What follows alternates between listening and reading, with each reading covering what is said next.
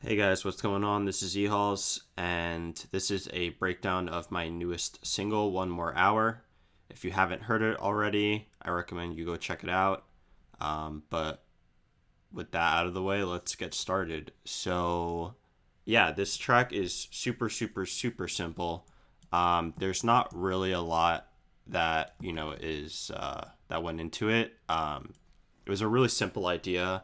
How I started the track originally was with this piano melody that I'm gonna pull up right here.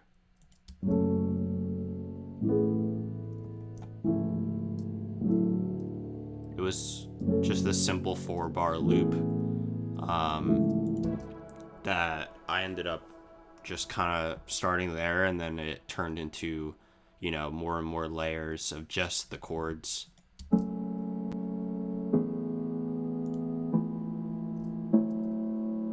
And that's pretty much how the idea started, and it really went from that, and then I added in these plucks that you hear in the intro. So yeah, the idea started pretty simple. um I think what really makes this track unique compared to, I guess, my other songs, or anything in general, is that this song is really more structured, with like the background elements being the forefront compared to your normal elements being the forefront. So for example, instead of having your like chords or your saws and stuff be up front, they play more of a supporting role in this track. And the more upfront elements are going to be what are usually your secondary elements, such as your plucks, pads, or a respace, and so on and so forth. Um, what also makes this track really unique is the tonal elements in the background, like the atmosphere, and yeah. So I can explain a little about that. What I ended up doing was finding a lot of like tonal samples that I really liked, and atmospheric elements that sounded really good to me, and I kind of just had them playing pretty much almost throughout the whole track in the background. They automate in and out to kind of follow along with everything else, but they really play a much bigger role than you would think. Uh, so I'll play the intro a little bit, and you can kind of see what I'm talking about.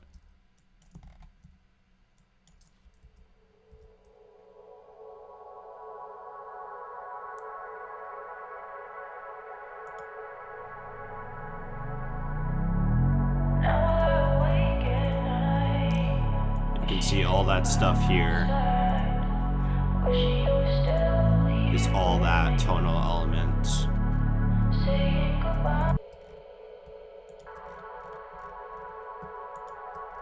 All that is pretty much like laying the foundation for this track. It's interesting. Like, I'm not really used to doing that. I'm used to having these, usually this stuff like in the background, but I kind of want to turn the tables a little bit and see how it would sound if I were to flip it. And it came out really, really sick. And I'm really happy about how it came out. So one trick that I use to make really cool tonal aspects, or ambience, or anything in that matter, a really cool trick that you can use is taking any synth element. So for example, one of the things I could do is I'll take the vocal, and I'll throw it into a into a blank audio channel. So we should just have this. You know,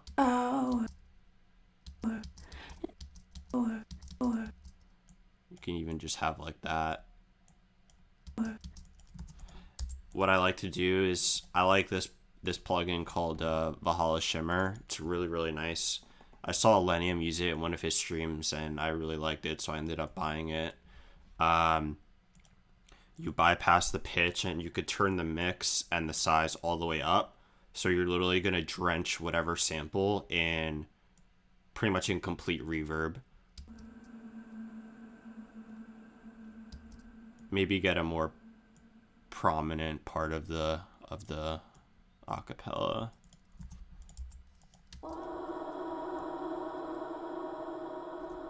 Yeah. It's kind of the idea is just to grab something that, yeah, that's much better. Okay. So what you can end up doing is you make a second channel and you're going to resample this. So you'll click record and you'll resample it.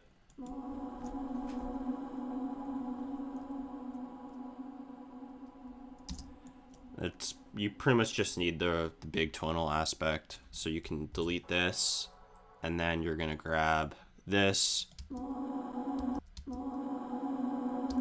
What you'll end up doing is finding a nice little loop in there that you want to grab.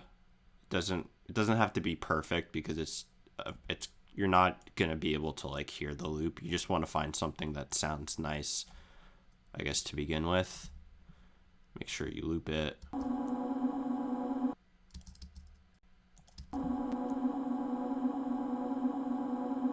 Pretty much like that. And then what you'll end up doing is throwing another Valhalla shimmer on top of that. And you can leave it at 50, or you could, again, put it up to 100. It's kind of up to you on how spacey you want it to be. And all you'll end up doing is just playing that in the background. And that will ultimately be, one of your ambiances. So really cool trick. You can really do it with almost any synth, really any tonal element, vocals, synths, pianos, guitar. Like you could really make it out of anything. So I highly suggest you go and experiment with that. That being said, structure wise, the song is pretty straightforward. It has, an intro and then it has a quote unquote, drop.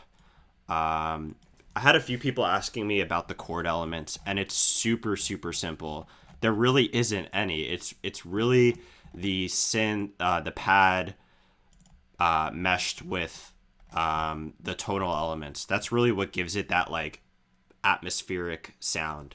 So I'll solo everything so you can kind of see what I'm talking about. So the first thing I'm going to do is I'm going to grab the main pads.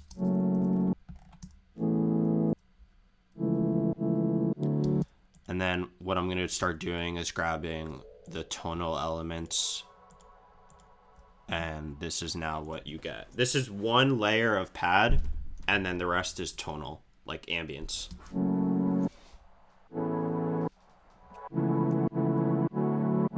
You can see like how full it is. And there's only technically there's only one synth track. It's really pushing forward the ambience. That's really what gives it that sound. There's a part in the second half where there's like another layer that comes in.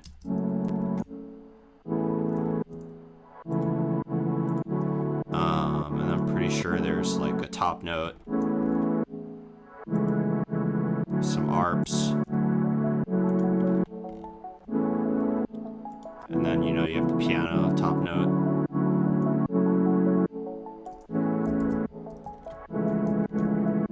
That's really it. There's not really else much to it. It's super, super straightforward, like I said. And then it's really more about the secondary elements that shine compared to your regular synths or chord stack and so on. Like we have these bells here that are cool. And then you add in the regular pluck that's in there.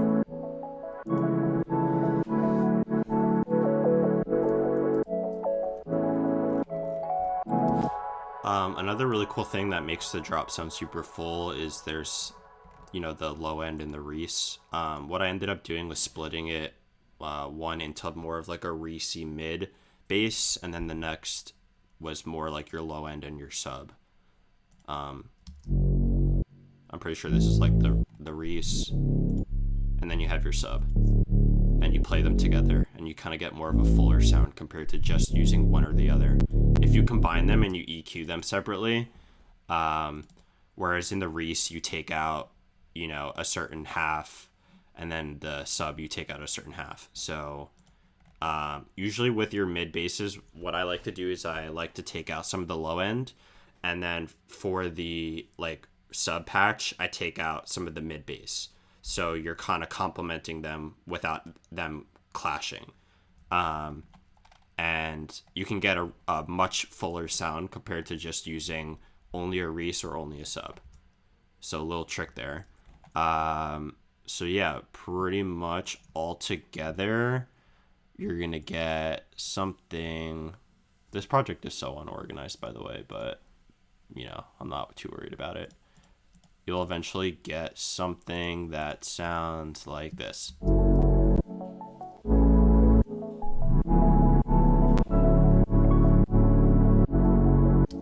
It's so simple. Another really cool thing I like to do with my pluck elements, which is pretty common in my music, is I like to add a lot of delay to it that kind of leaks into, you know, the you know, drop. So it'll play like one note, and then it'll kind of continue to play that and fill up this empty space, because, you know, empty space is not the best in your drops. So it's good to find certain ways to kind of fill it up.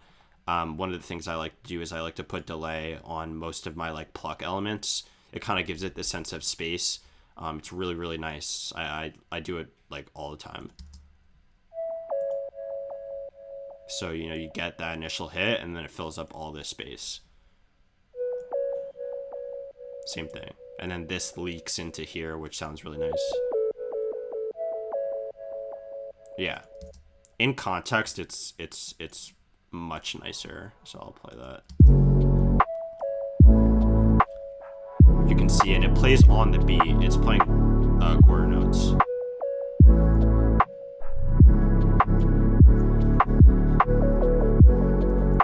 So if you're ever looking to fill up some empty space and you don't have any ideas or you don't know how to do it, try throwing a delay onto like some of your synth elements and fill in that extra gap, because you'd be surprised. It might actually work better than you think. It doesn't work all the time. It depends on the melody you're using, but for this it just seems to work really nicely, just because it's kind of two notes that just go back and forth.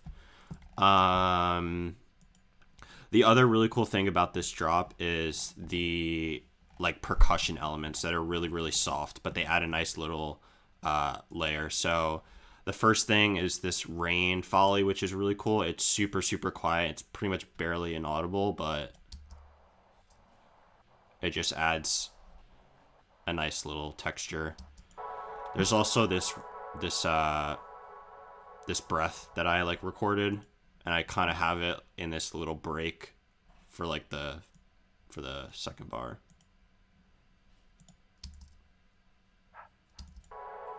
And I have it delayed too. Throw a delay on it to kind of get that extra space, which is really nice. I found this really cool like water folly sample.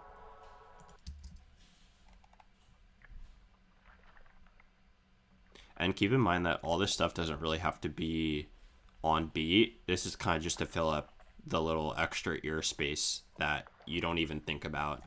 So don't be too worried about it being on time or, you know, or anything. Another really cool thing was this clock ticking. I ended up throwing some reverb on it to kind of give it some kind of space. You have a shaker. You have this little open hi-hat that plays along with each beat. Like I said, it's pretty much barely audible. This little vinyl crackle, which is nice. Again, you could barely hear it. But all those together will just add this really thin layer of like Foley and percussion that just sound really nice.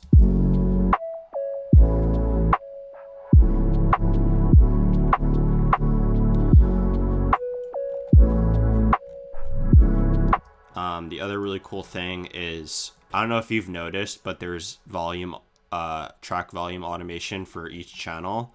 I didn't use any like secondary or third party side chaining. I didn't use a compressor or anything. I did it straight up manual side chaining, like volume side chaining. I chose to do this because I really wanted the sidechain to be like as tight as possible, and there be, I guess, less CPU issues if you're throwing a compressor on every channel. Volume automation usually tends to take up less CPU, but it was really more about getting that tight sidechain sound, for sure. And I'm really happy with how it turned out. I don't usually do that. I usually use a compressor, or I use some third-party sidechaining plugin. But this time I just felt like I wanted to give this a shot, and it ended up working really, really, really nicely.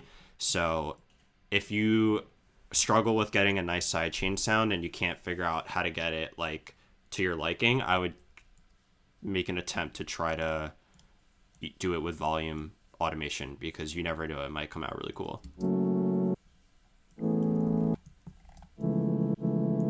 Yeah, I mean, I might give it another shot on some other tracks and see how it sounds, but for this one in particular, it worked out very nicely. That's pretty much it in regards to the drop. Moving on to the breakdown part. Again, this is where the original idea started with this piano. I also had this nice little string layer that's kind of quiet.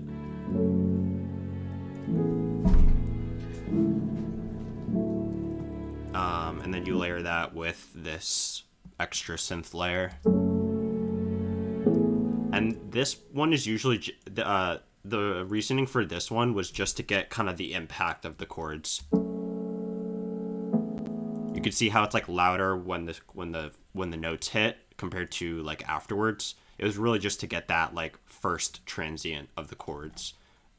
It just paired really nicely with the other elements.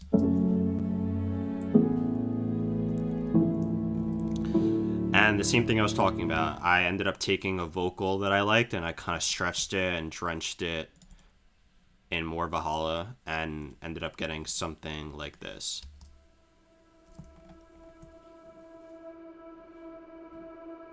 It's literally just a snippet from the vocal, and it's just looped over and over infinitely.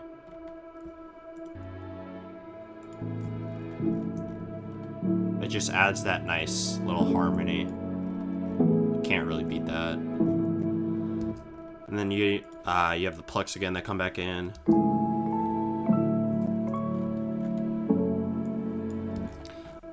Another really cool thing, this is something actually my friend Aaron sent me, which I guess he uses a lot, which I had trouble doing, but he was able to send something that worked really nicely. It's this little vocal ambient thing for the transitions, which ended up sounding really nice in context.